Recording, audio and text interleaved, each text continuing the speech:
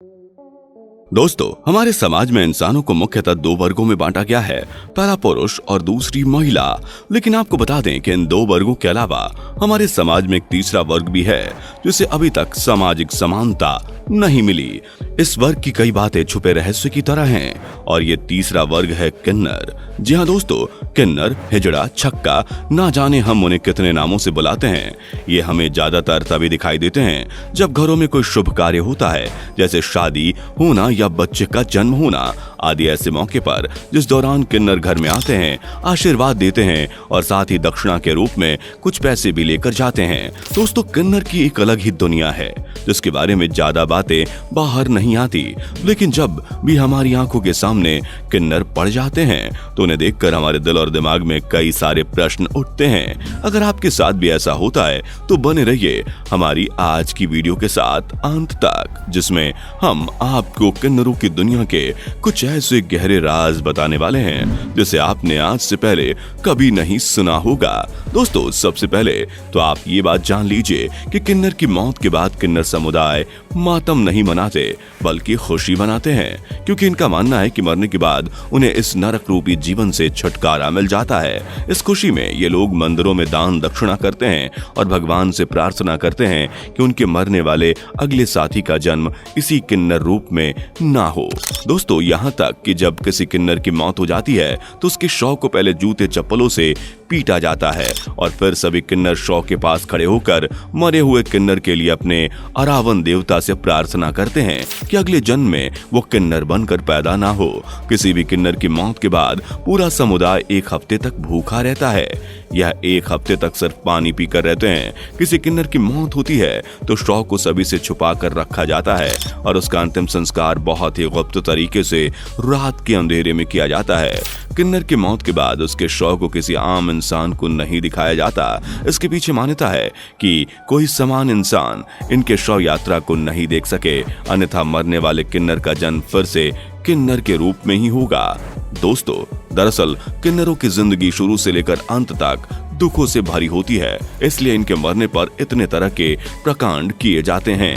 दोस्तों, कहा जाता है कि किन्नर की दुआ में बहुत असर होता है। इनकी दुआ किसी भी इंसान को फर्श से अर्श तक पहुंचा सकती है और वहीं इनकी बद्दुआ भी बहुत ताकतवर होती है। इनकी बद्दुआ किसी भी इंसान की जिंदगी को नर्क बना सकती है, क्योंकि किन्नरों ने अपने पूरे जीवन में सिर्फ दुख ही देखा होता है और ऐसे में दुखे दिल की बद्दुआ बहुत जल्दी असर कर जाती है। दोस्तों, कुछ मान्यताओं के अनुसार किन्नरों को भगवान राम से वरदान प्राप्त है। मान्यता है कि जब प्रभु राम 14 वर्ष वनवास काटने के लिए अयोध्या छोड़ने लगे, तब उनकी प्रजा और किन्नर समुदाय भी उनके पीछे पीछे चलने लगे। तब श्री राम ने उनको पीछे आता हुआ देखकर उन्हें वापस अयोध्या लौटने को कहा। फिर जब 14 साल के बाद श्री राम वापस अयोध्या लौटे तो उन्होंने देखा कि बाकी लोग तो चले गए, लेकिन किन्नर वहीं पर उनका इंतजार कर रहे थे।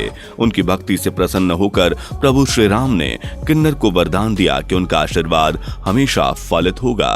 तब से बच्चे के जन्म और विवाह आदि मांगलिक कार्यों में किन्नर लोगों को आशीर्वाद प्रदान करते हैं। दोस्तों, कहा जाता है कि किन्नर से एक सिक्का लेकर पर्स में रख लिया जाए तो पैसे की कमी कभी नहीं होती। दोस्तों, किन्नर की शादी को लेकर भी बहुत लोगों के मन में प्रश्न होगा, तो आपको बता दें कि आम आदमी की तरह किन्नर की भी शादी होती है, लेकिन इनकी शादी किसी व्यक्ति से नहीं बल्कि उनके देवता, जिन्हें एरावन के नाम से जाना जाता है, उन्हीं से होती है। बता दें कि एरावन को किन्नरों का देवता माना जाता है। किन्नरों की शादी की सबसे खास बात यह है कि इनकी शादी सिर्फ एक दिन के लिए होती है। ऐसा माना जाता है कि शादी के दूसरे दिन किन्नर के देवता एरावन की मृत्यु हो जाती है, जिसके बाद किन्नरों का वैवाहिक जीवन खत्म हो जाता है। दरअसल एरावन की मृत्यु के पीछे की कहानी यह है कि महाभारत युद्ध के दौरान एक समय ऐसा आया जब पांडवों को अपनी विजय प्राप्ति के लिए मां काली के चरणों में स्वैच्छिक नर बलि हेतु राजकुमार की जरूरत पड़ी, लेकिन इस बलि के लिए कोई भी पुरुष सामने नहीं आया। ऐसे में एरावन ये कहते हुए स्वैच्छिक नर बलि के लिए तैयार हो गया कि वह अविवाहित नहीं मरेगा। लेकिन अब ऐसे में कोई राजा अपनी बेटी का विवाह किसी ऐसे व्यक्ति के साथ करने के लिए तैयार नहीं होता है जो विवाह के दूसरे दिन विधवा हो जाएगी। तब भगवान श्री कृष्ण ने इस संकट का समाधान निकालते हुए मोहिनी का रूप धारण करके रावण से विवाह किया। इसके बाद रावण ने स्वयं अपने हाथों से अपना शीश मां काली को समर्पित कर दिया। मान्यता है कि रावण की मृत्यु के बाद श्री कृष्ण ने उसी मोहिनी के रूप में काफी देर तक उसकी मृत्यु का विलाप भी किया था। यही कारण है कि रावण से एक दिन का विवाह रचाने के बाद किन्नर दूसरे दिन अपना श्रृंगार मिटाते हुए मंगलसूत्र तोड़ देते हैं और सफेद कपड़े पहनकर जोर जोर से अपनी छाती पीट कर रोते हैं। दोस्तों, किन्नरों को लेकर सबसे ज्यादा पूछे जाने वाला सवाल यह है कि अगर किसी के घर किन्नर पैदा हो जाए तो उसकी पहचान कैसे करें।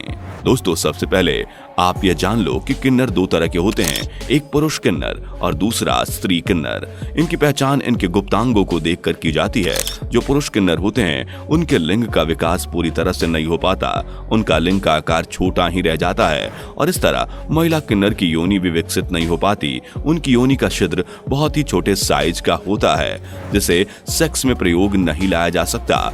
महिला किन्नरों के ब्रेस्ट का साइज भी काफी छोटा होता है। हालांकि आजकल सर्जरी कराकर इसे सुडॉल बनवाया जाता है। दोस्तों, आपको बता दें कि किन्नरों के साथ हुए बलात्कार को भी बलात्कार की श्रेणी में नहीं रखा जाता। आप सोच सकते हैं कि इन्हें जीवन भर कितना दुख झेलना पड़ता है। इसलिए दोस्तों, भूलकर भी किन्नर समुदाय की बद्दुआ नहीं लेनी चाहिए, क्योंकि ऐसा होने पर बहुत तरह की विपत्तियों का सामना करना पड़ सकता है। बुजुर्ग लोग भी बता गए हैं कि यदि आप इन्हें खुश न कर सके तो कभी उन्हें नाराज भी ना करें। शास्त्रों के अनुसार यदि कोई व्यक्ति किन्नरों का अपमान करता है या उनका मजाक उड़ाता है तो उसे अगले जन्म में किन्नर बनना पड़ता है और ऐसा ही अपमान सहना पड़ता है। दोस्तों, वैसे तो कोई किन्नर बनना नहीं चाहता।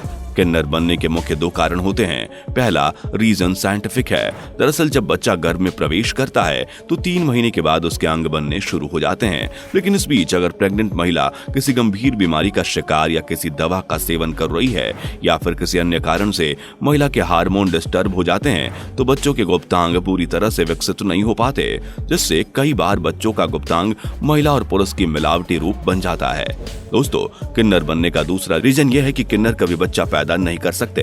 ऐसे में जो किन्नर गलत नियत रखते हैं वे बच्चों की चोरी करना शुरू कर देते हैं, फिर उन बच्चों की गुप्तांगों को काटकर उन्हें किन्नर बना देते हैं। दोस्तों, आज तो कुछ लड़के ऐसे भी होते हैं जो पैसे की लालच में किन्नर बनना पसंद करते हैं। दोस्तों, कहा तो यह भी जाता है कि किसी बच्चे के जन्म के उत्सव के समय किसी किन्नर को नाचते हुए चोट लग जाती है या उनकी ढोलक बजाते हुए फट जाए तो यह किन्नर के लिए इशारा होता है कि बच्चा किन्नर पैदा हुआ है और फिर यह किन्नर उस बच्चे को उस परिवार वालों से हर हालत में छीन कर रहते हैं।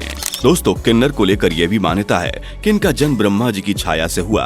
वहीं दूसरी मान्यता यह भी है कि किन्नरों की उत्पत्ति अरिष्टा और कश्यप ऋषि से हुई। इसलिए जब भी इनके समुदाय में कोई नया सदस्य जुड़ता है तो उसके स्वागत में किन्नर समुदाय खूब नाच गान करते हैं। दोस्तों, आइए अब किन्नर समुदाय के गुरु के बारे में जान लिया जाए। दोस्तों, किन्नर समुदाय का गुरु वही बनता है जो जन्म से ही किन्नर पैदा होता है। ऐसा कहा जाता है कि किन्नरों के गुरु में एक ऐसी अद्भुत ताकत होती है कि उन्हें पहले से पता होता है कि उनके शिष्य की मौत कब और कैसे होने वाली है। वैसे दोस्तों, किन्नरों को लेकर एक रोचक बात यह भी है कि किन्नरों की परंपरा हिंदू धर्म की होती है लेकिन उनके गुरु मुस्लिम होते हैं। दोस्तों, अगर आपने कभी गौर किया होगा तो देखा होगा कि सभी किन्नर हिंदू धर्म को फॉलो करते हैं, लेकिन जहां बात उनके गुरु की आती है तो वो मुस्लिम होते हैं। दोस्तों, किन्नरों को लेकर एक प्रश्न लोगों के मन में यह भी घूमता है कि क्या किन्नर सेक्स करते हैं? तो बता दें कि जी हाँ दोस्तों, किन्नर सेक्स करते हैं, लेकिन उनके सेक्स करने का तरीका आम लोगों की तरह नहीं होता। किन्नर सेक्स के दौरान लिंग या योनि का इस्तेमाल कम करते हैं। ये गुदा मैथुन, मुख मैथुन और एक दूसरे को छूकर सेक्स करते हैं। सेक्स के दौरान किन्नर प्रेग्नेंट नहीं होते। दोस्तों, आपको जानकर हैरानी होगी कि भारत में किन्नरों का इतिहास 4000 साल से भी पुराना है। इन्हें मुगलों के समय में भी काफी इज्जत दी जाती थी। उस समय में महिलाओं की सुरक्षा की जिम्मेदारी किन्नरों को सौंपी जाती थी। मुगल साम्राज्य का यह मानना था कि हर एक किन्नर में एक पुरुष इतना बल होता है। दोस्तों, भले ही किन्नरों का इतिहास 4000 साल पुराना हो, लेकिन आज भी हमारे समाज में किन्नरों को महिला और पुरुषों के समान बराबरी का दर्जा नहीं दिया जाता है। दोस्तों, आज पूरे भारत में 50 लाख से भी अधिक किन्नर हैं और सिर्फ भारत में ही नहीं बल्कि पूरी दुनिया में इनकी संख्या बढ़ रही है, लेकिन आज भी समाज में ये स्वीकार्य नहीं है। बड़े ताज्जुब की बात है कि हमारे समाज का हिस्सा होते हुए भी इन्हें समाज में समानता प्राप्त नहीं है। दोस्तों, इसी के साथ आपसे विदा लेते हैं। उम्मीद है कि आपको ये वीडियो पसंद आई होगी। आप हमें कमेंट में जरूर बताइएगा किन्नर समुदाय को लेकर आपकी क्या राय है। और हाँ, जाते जाते इस वीडियो को लाइक कर दें और आपने अब तक हमारे चैनल को सब्सक्राइब नहीं किया तो तुरंत कर दें। Thank you.